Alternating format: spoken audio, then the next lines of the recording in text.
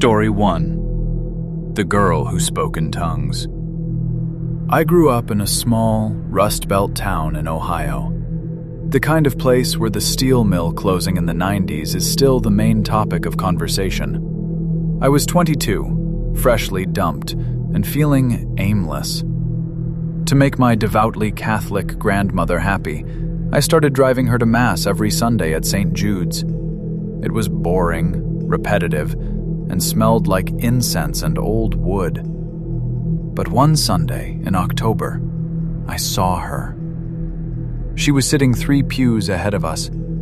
She didn't look like the usual parishioners, mostly elderly widows and bored families. She was young, maybe my age, with striking jet-black hair cut in a sharp bob and pale skin that looked almost translucent against her dark coat. After Mass, I waited by the holy water font. I'm not usually bold, but something about her pulled me in. "I haven't seen you here before," I said. Smooth, right? She turned. Her eyes were startling. One was blue, the other was a fractured mix of green and brown. Heterochromia.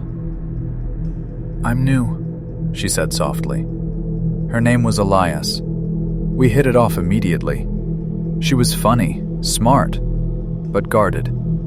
She told me she had moved here to live with her aunt after a difficult situation back in Chicago.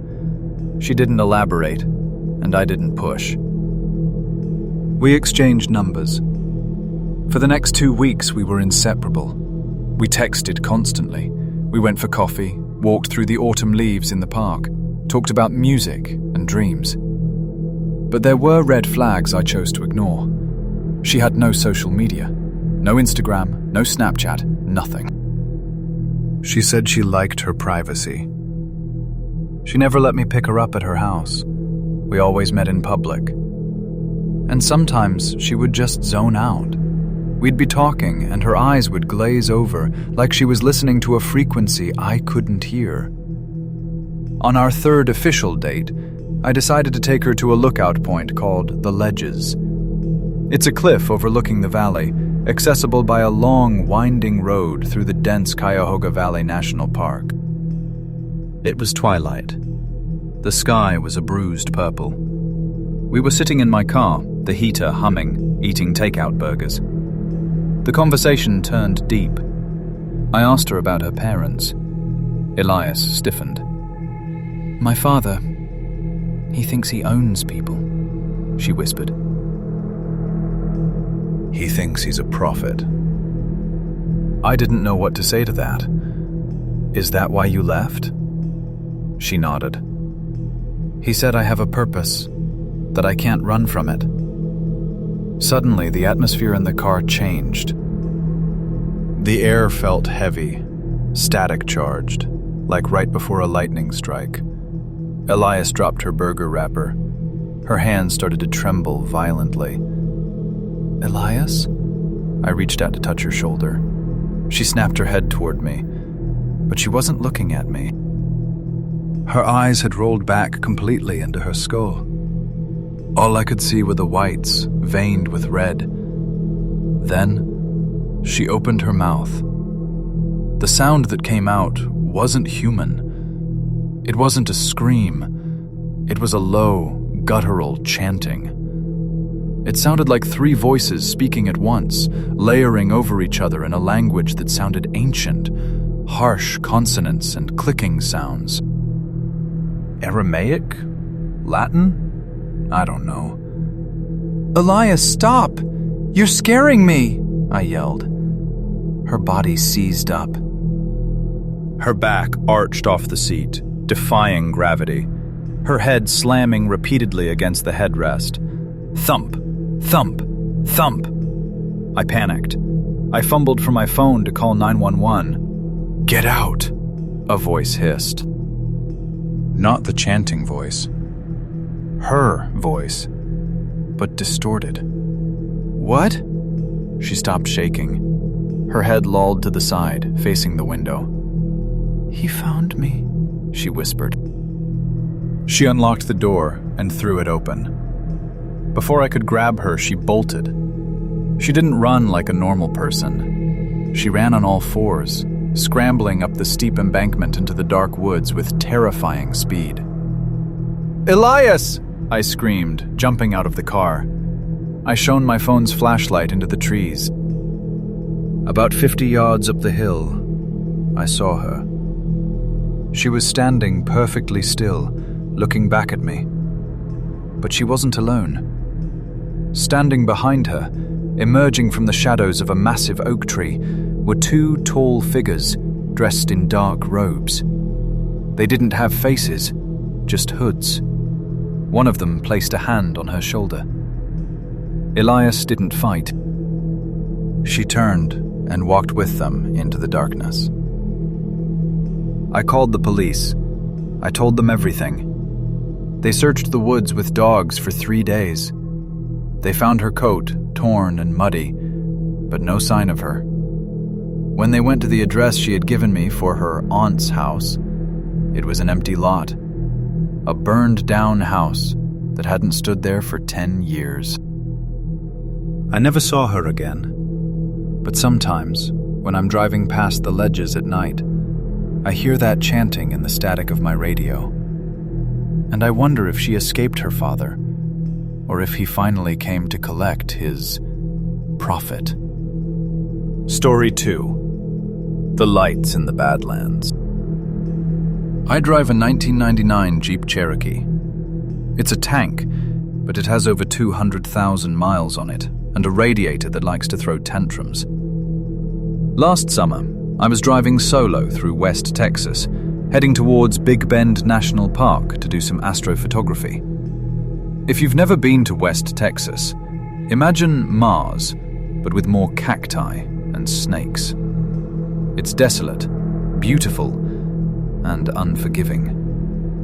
I was on a long stretch of Ranch Road 170, miles from civilization. The sun was setting, painting the desert in deep reds and purples. That's when the temperature gauge spiked. Before I could react, steam started hissing out from under the hood.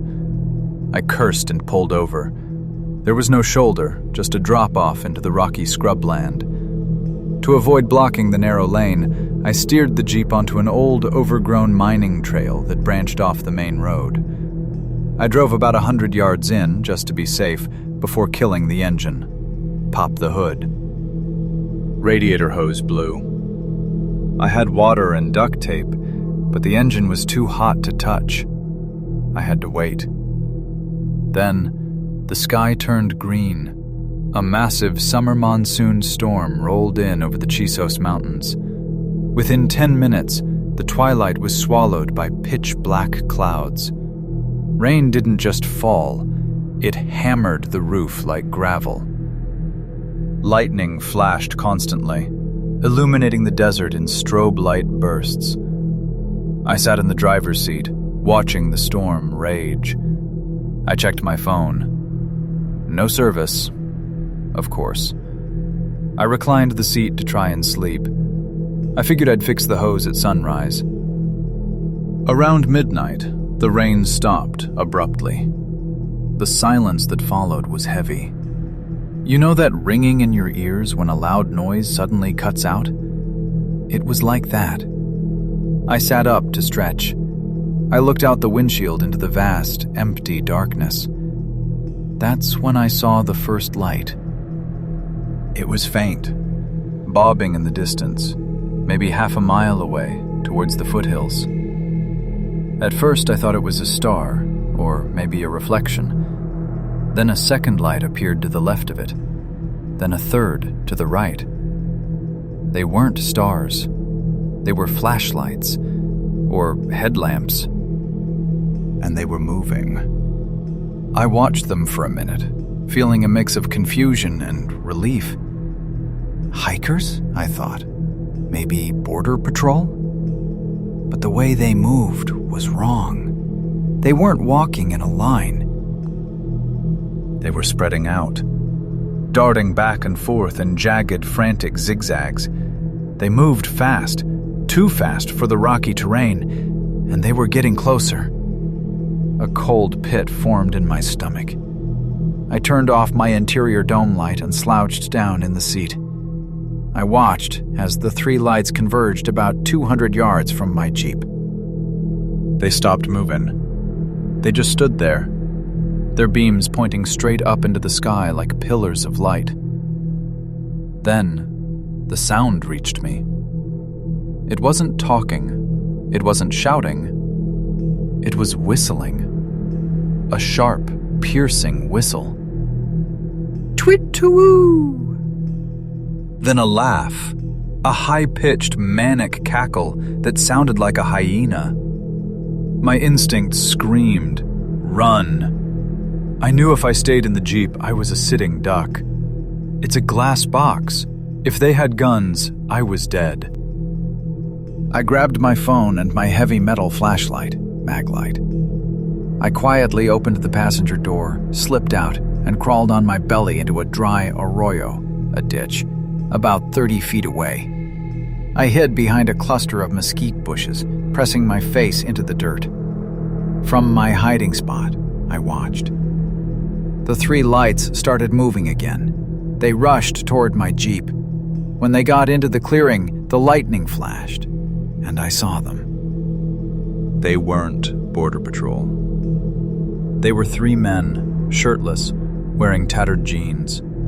Their skin was painted or covered in mud, pale gray patterns on their chests and faces. They didn't look at the engine. They didn't look for a driver to help. They circled the Jeep like a pack of wolves. One of them jumped onto the hood of my car. He started stomping on the windshield. Crunch, crunch. The other two shined their lights into the windows, screaming gibberish. It wasn't Spanish, and it wasn't English. It sounded like they were speaking in tongues, or just making guttural noises. Grack!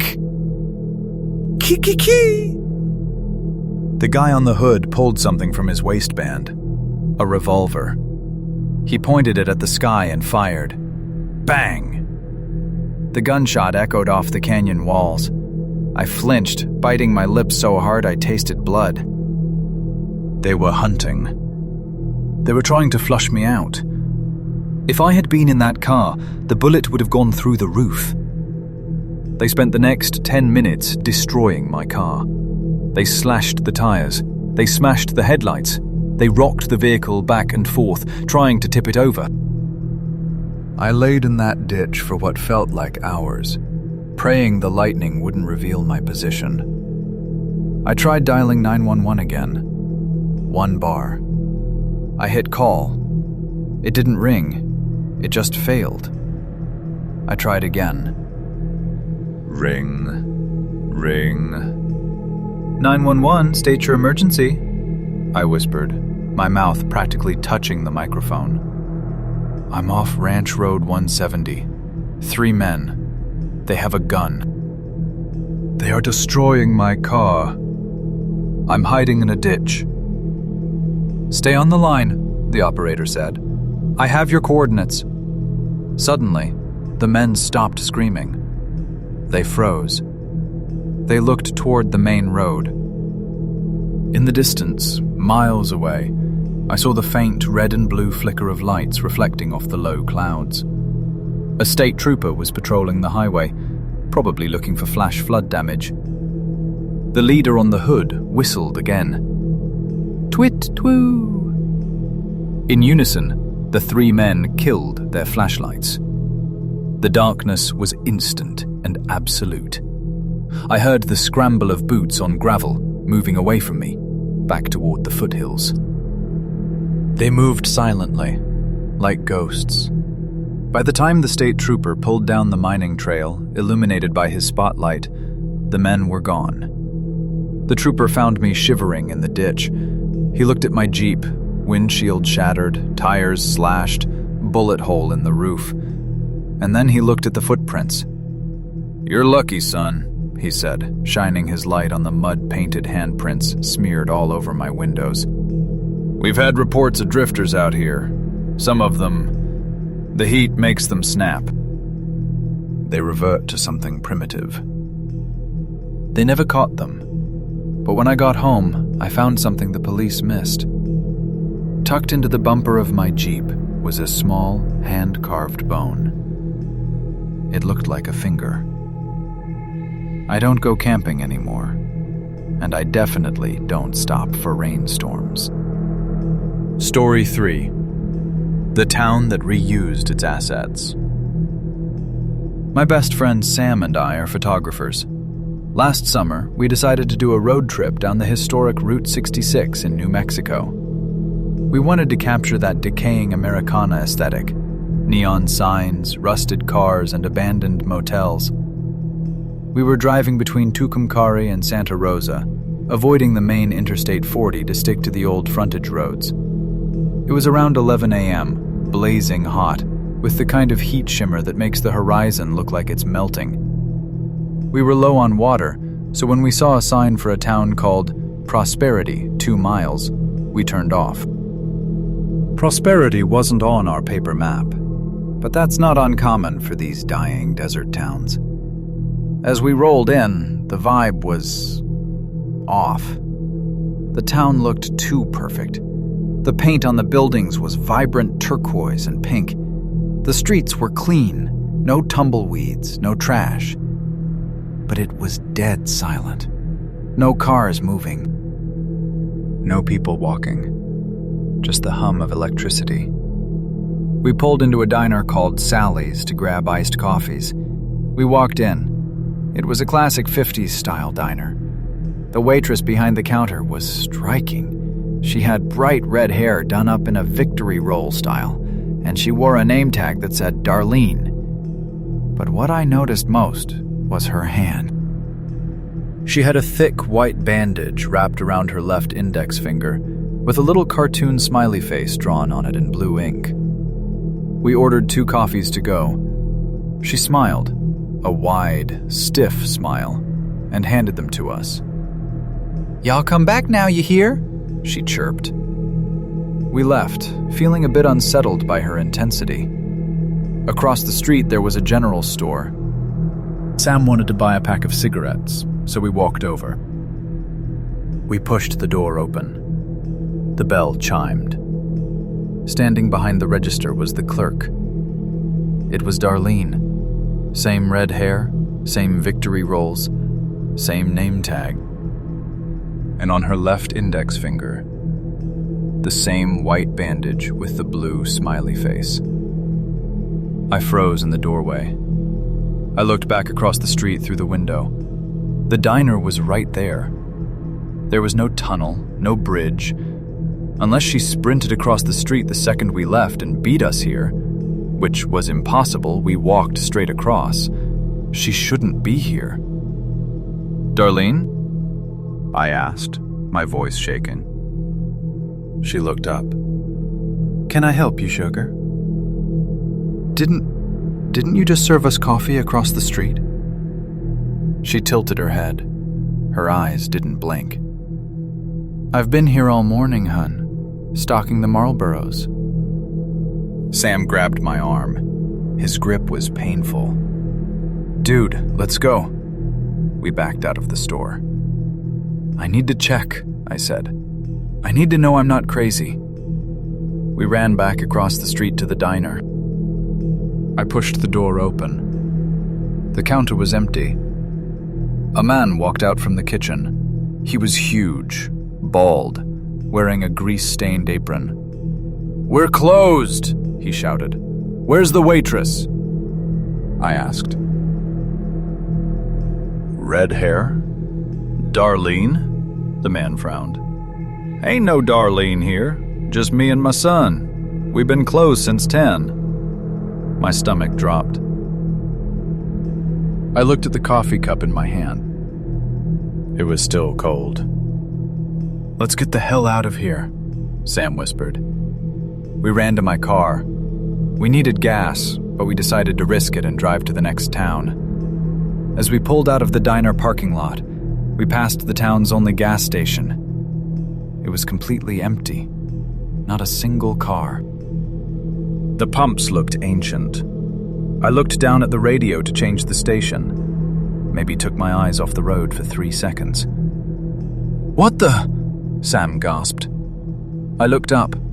We were passing the gas station again. Or maybe I had just looked away and looked back. It was packed. Every single pump was occupied. But not by random cars. They were all driving identical, pristine 1950s Chevrolet Bel Airs. All candy apple red. And the drivers? They were all men in gray suits and fedoras. They weren't pumping gas. They were all standing perfectly still next to their cars, staring at us as we drove by. Their heads turned in unison, tracking our movement. I slammed on the gas. "Go, go, go!" Sam yelled. We sped out of town, doing 90 on the cracked pavement. We didn't speak for 10 miles. The desert scrub flew by in a blur. "Okay," I breathed, checking the rearview mirror. Empty road. "We're good. We're out." Then we saw the truck. Ahead of us, cruising in the right lane, was a rusted yellow pickup truck hauling a trailer full of hay bales. One of the bales was loose, flapping in the wind. We passed it. The driver was an old man in a blue cap. He didn't look at us. "Weird old truck," Sam muttered. We kept driving. Straight road, no turnoffs. We were doing 85 miles per hour. The truck was doing maybe 50. 5 minutes later, Sam pointed a shaking finger at the windshield. "Leo, look!" Ahead of us was a truck. A rusted yellow pickup, hauling hay, with a loose bale flapping in the wind. "No way," I said. "It's another one. A coincidence." We passed it. The driver was the same old man in the blue cap. I felt like I was going to throw up. It was physically impossible for him to get ahead of us. "Don't look at him," I ordered. I floored the accelerator. We hit 100 miles per hour. 10 minutes passed. There it was again. The yellow truck. The hay. The old man. This time, as we passed him, he turned his head. He looked right at me. His face didn't have eyes. Where his eyes should have been, there was just smooth skin. And his mouth was sewn shut. I screamed. I didn't care about the speed limit anymore. I drove until the engine temperature gauge was screaming. We finally hit the on-ramp for Interstate 40. The moment the tires hit the main highway, the air pressure changed. My ears popped. The radio, which had been static the whole time, suddenly blasted a pop song. "Check the time," Sam whispered. We had pulled into Prosperity at 11 a.m. We spent maybe 15 minutes there. We drove for maybe 30 minutes after. It should have been 11:45 a.m. The clock on the dashboard read 3:30 p.m. We lost 4 hours. 4 hours of our lives, gone in a blink. I checked my camera later. I had taken photos of the diner. Every photo was corrupted. Just black static. Except for one. A picture of the gas station. It showed the red cars, but there were no drivers. The cars were floating about 6 inches off the ground. We never developed the film. I burned it. And I will never, ever get off the interstate again.